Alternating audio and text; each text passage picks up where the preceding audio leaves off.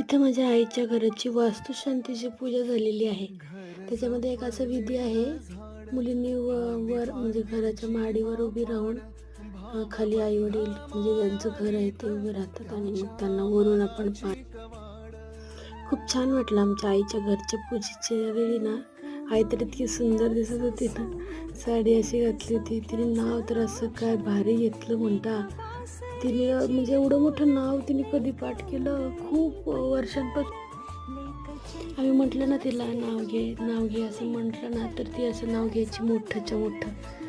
छान वाटतं ऐकायला, कारण त्याच्यामध्ये खूप असे कोडी पण असतात, दुसऱ्यांना विचारलेले असे प्रश्न असतात आणि उत्तरात जे आणि त्याच्या उत्तरामध्ये जे ऐकतात त्यांनी त्याचं उत्तर द्यायचं असतं त्या कोड्यामधूनच किंवा त्या गाण्यामधून, त्या उखाण्यामधूनच पुढच्यांनी पण ते उत्तर द्यायचं असतं. खूप छान वाटतं अशा वेळी.